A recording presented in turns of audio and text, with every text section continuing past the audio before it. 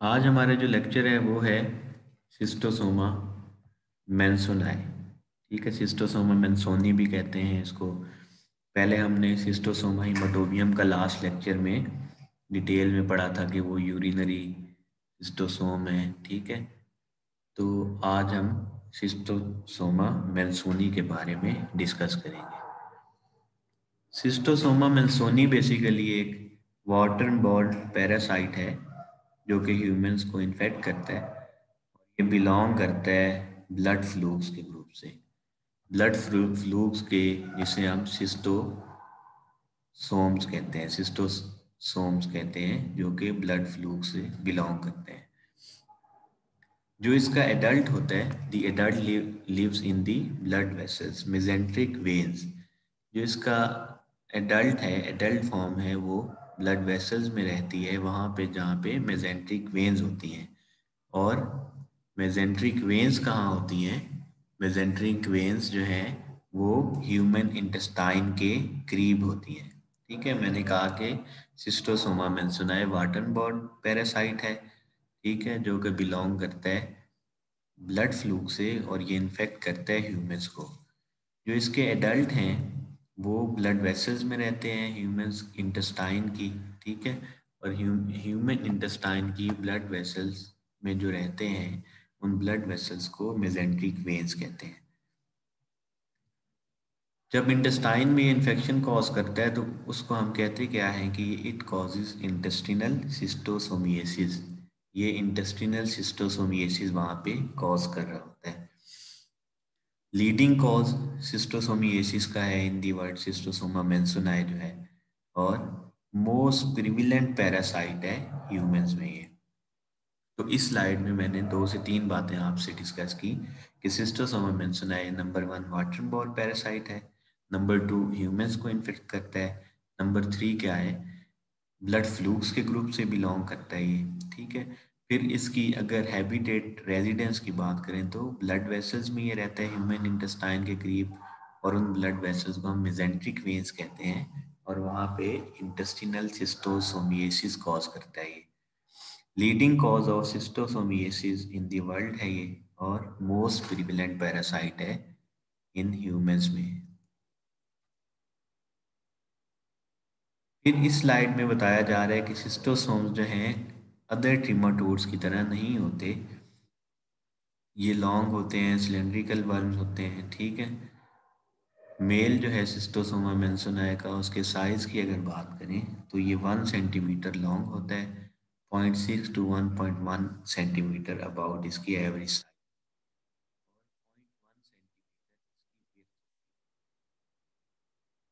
Next जो चीज़ है वो है कि इसका वाइट कलर होता है। ठीक है, फनल शेप ओरल सकल, इसमें इसमें भी 2 सकर्स होंगे। एक फनल शेप्ड ओरल सकर होगा एंटीरियर एंड पे, और फिर उसका वेंट्रल सकर होगा। ठीक है, और जो एक्सटर्नल पार्ट होता है इस वर्म का वो डबल बाई लेयर से बना होता है। ठीक है, the external part of worm is composed of double by layer.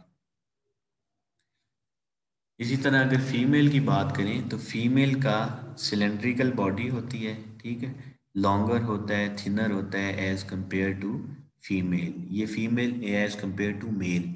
ये फीमेल वर्म की हम बात करें कि फीमेल वर्म जो होगा सिस्टोसोमा मेंसोनी का, वो सिलेंड्रिकल बॉडी होगी, लॉन्गर होगा, थिनर होगा एज कंपेयर टू मेल।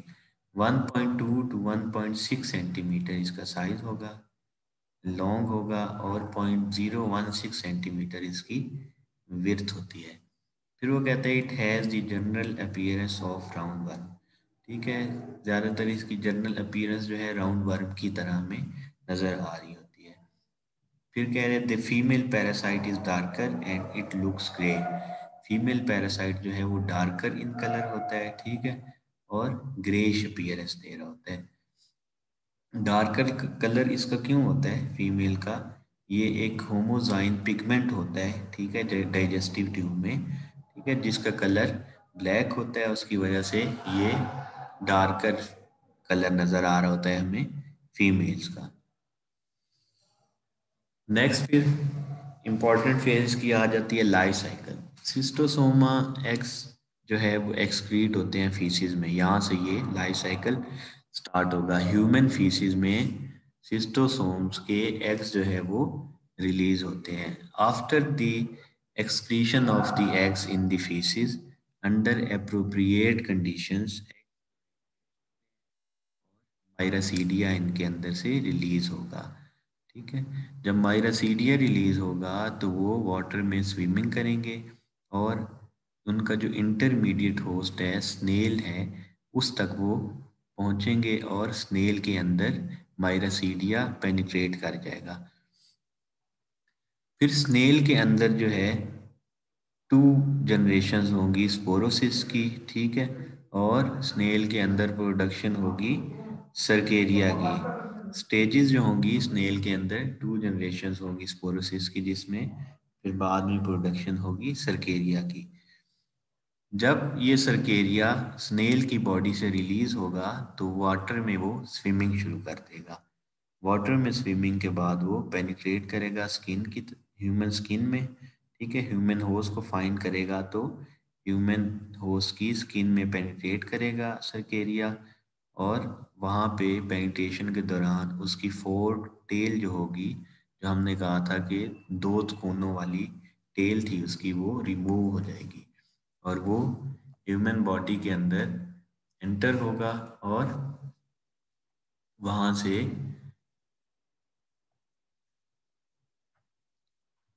से उसे हम कहेंगे कि ये सिस्टोसोम्यूल्स हैं।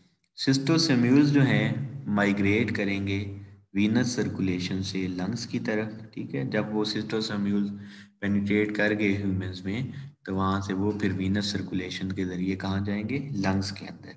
फिर लंग्स से वो हार्ट की तरफ मूव करेंगे और वहाँ से फिर वो लिवर की तरफ मूव करेंगे। ये जो लंग से हार्ट की तरफ जा रहा होता है तो इसको हम हार्ट लंग माइग्रेशन भी कहते हैं। हार्ट लंग माइग्रेशन बहुत इंपॉर्टेंट है। अक्सर पूछा जाता है कि पैरासाइटोलॉजी के स्टूडेंट से कि हार्ट लंग माइग्रेशन क्या होती है, तो आपने बताना है कि जब भी पैरासाइट पेनिट्रेट करता है वीनस सिस्टम में जाकर, वीनस सर्कुलेशन में जाकर वो हमारी लंग्स की तरफ जाएगा, लंग्स से वो हार्ट की तरफ जाएगा, तो वहाँ से वो लिवर की तरफ जाएगा। इस सारे प्रोसेस को हार्ट लंग माइग्रेशन कहते हैं। फिर लिवर की वो पोर्टल सिस्टम, जो पोर्टल वेन सिस्टम होता है उसमें मैच्योर होगा जो सिस्टोसेम्यूल होगा। नेक्स्ट क्या होगा, मेल एंड फीमेल वर्म जो है वो एक कपल बनाएंगे, वहाँ पे इकट्ठे रहेंगे इन दी मेजेंट्रिक वेन्यूल्स। ठीक है, वहाँ से जब वो मूव करेगा मेजेंट्रिक वेन्यूल्स की तरफ तो मेजेंट्रिक वेन्यूल्स में वो क्या करेगा, मेल और फीमेल आपस में मेटिंग करेंगे। ठीक है, मेसेंट्रिक वेन्स मैंने पहले बताया था कि क्या है, schistosoma mansoni occurs more often in the inferior mesenteric veins draining the large intestine, जो कि लार्ज इंटेस्टाइन के इर्द गिर्द वेन्स होंगी उनको हम मेसेंट्रिक वेन्स कहेंगे। तो वहाँ पे ये मेल और फीमेल एडल्ट जो है रहेंगे। Female deposits eggs in the small venules of the portal and perivesical system, और वहाँ पे फिर क्या होगा, फीमेल जो होगी अपने एग्स डिपॉजिट करेगी। वो एग्स क्या करेंगे, move progressively toward lumen of the intestine. जो एग्स है वो मूव करेंगे किस तरफ, ल्यूमन ऑफ द इंटेस्टाइन की तरफ। फिर आफ्टर सम टाइम वो एग्स जो है एक्सक्रीट हो जाएंगे इनटू द फीसिस। तो ये सारा इसका लाइफ साइकिल था। आगे इस पिक्चर में, इस डायग्राम में आपको मजीद क्लियर हो जाएगा। मेल और फीमेल जो थे उन्होंने फीसिस में एग्स एक्सक्रीट किया। ठीक है, एग्स ये आपने यहाँ उसमें आपने देखा था कि वहाँ पे टर्मिनल स्पाइन थी एग की, कोने पे एक कॉर्नर पे स्पाइन थी।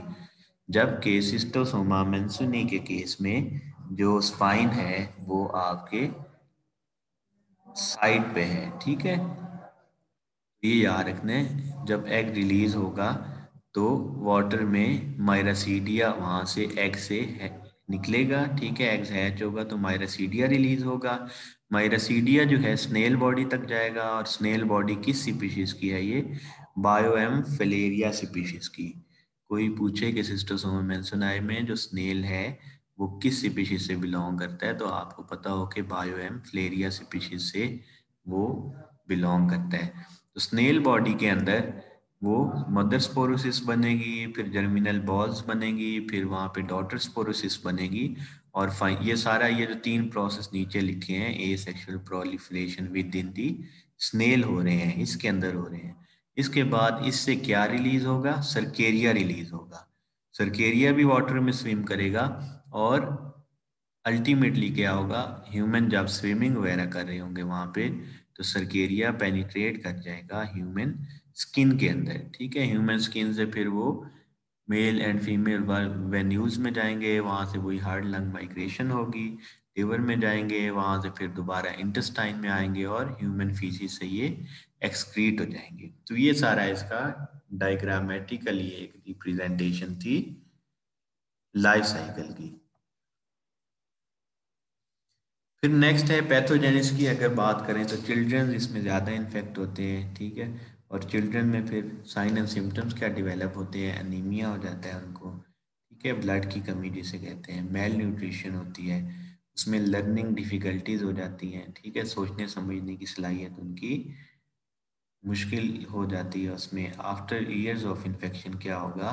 Parasite can also damage the liver, intestine, lungs and bladder. जो हमने लाइफ साइकिल में कहा था कि वो उसके लिवर की तरफ भी जाएंगे, लंग्स की तरफ भी जाएंगे, इंटेस्टाइन की तरफ भी जाएंगे, ब्लैडर की तरफ भी कुछ वो जा सकते हैं। तो पैरासाइट जो है इस तरह से अपनी पैथोजेनेसिस कॉज करता है। फिर वो कहता है कि समटाइम्स ऐसे भी होता है कि एग्स जो है इसके ब्रेन और स्पाइनल कॉर्ड की तरफ चले जाते हैं, जिसकी वजह से पेशेंट्स को सिजर झटके वगैरह लगते हैं, पैरालिसिस हो जाता है, ठीक है, फालिज हो जाता है, स्पाइनल कॉर्ड इन्फ्लेमेशन हो सकती है। तो ये सारी इसकी पैथोजेनेसिस है। फिर नेक्स्ट हम डिस्कस करेंगे लेबोरेटरी डायग्नोसिस की। तो सिस्टोसोमा मेंसनाई जो है डिटेक्ट किया जा सकता है इन सीरम में, ठीक है, इन अर्ली इन्फेक्शन। किस टेक्निक के जरिए सीरम में हम इसको डिटेक्ट करते हैं? इलाइजा टेक्निक के जरिए। फिर सर्केरिया जो होता है, सर्केरिया क्योंकि पेनिट्रेट करता है ह्यूमन स्किन में, तो सर्केरियल एंटीजेंस भी यूज की जाती हैं रैपिड कार्ड डायग्नोस्टिक यूज किया जाता है इसके लिए। सर्केरियल एंटीजन को डिटेक्शन, सर्केरियल एंटीजन जिसमें यूज की जाती है सर्केरियल एंटीबॉडीज को डिटेक्ट करने के लिए।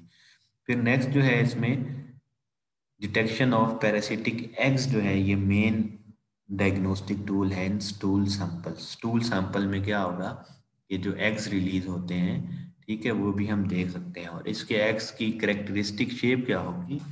इस तरह का आपको रूडिमेंट्री स्पाइन से कहते हैं, वो आपको सोमा हिमेटोपियम में देखा था कि यहाँ पे जो एरो है, इस एरो के पास जो है आपको स्पाइन नजर आई थी, तो उसे हम कहा था कि ये सिस्टोसोमा हिमेटोपियम की स्पाइन है। जबकि इन केस ऑफ सिस्टोसोमा मेंसोनाई जो स्पाइन है वो आपको एक साइड पे नजर आ रही है, ठीक है, और इसको हम लैटरल स्पाइन कहते हैं, ठीक है, रूडिमेंट्री स्पाइन नहीं कहते, वो जिपैनिकम के केस में कहेंगे। ये जो स्पाइन आपको ये कॉर्नर नजर आ रहा है, ये करेक्टरिस्टिक फीचर है, ये आपको नजर आता है स्टूल में जब आप सिस्टोसोमा मेंसोनाई को डायग्नोज कर रहे होते हैं।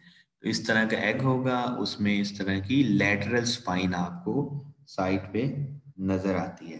तो ये आपने लैब डायग्नोसिस में इसका ये फीचर याद रखना है। It's all about schistosoma mansoni. Thank you.